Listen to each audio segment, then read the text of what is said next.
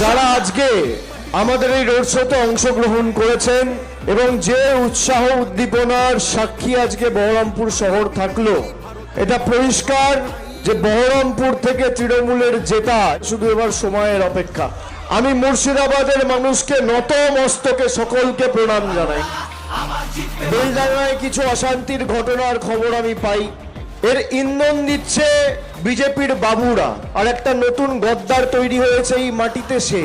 আমি যদি আজকে এখানে না আসতাম তাহলে সেই গদ্দারদের অক্সিজেন দেওয়া হতো। দলীয়ভাবে প্রশাসনের কাছে অনুরোধ করব, এর বিরুদ্ধে যারা দায়ী তার বিরুদ্ধে আপনারা ব্যবস্থা নেবেন। এই ঘটনাকে তৃণমূল কংগ্রেসের কেউ সমর্থন করে না।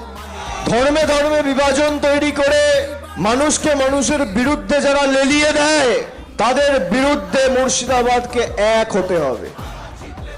আজকে যারা বাবরি মসজিদ নিয়ে রাজনীতি করছে 2019 সালে সেই বিজেপির প্রার্থী ছিল। বিজেপির সাথে কার যোগাযোগ? মানুষকে ধারাবাহিকভাবে নির্যাতিত করেছে এই কমিশন। নির্বাচন কমিশন নয়, এই কমিশন হচ্ছে নির্যাতন কমিশন। যারা হিন্দু মুসলমানের বিষাক্ত রাজনীতি করছেন, বিজেপির যে নেতারা মুর্শিদাবাদকে ব্যঙ্গ বিদ্রুপ করে, মুর্শিদাবাদ মালদার মানুষকে বাংলাদেশি বলে আখ্যায়িত করে, কিন্তু এটাই বাংলার জেদ।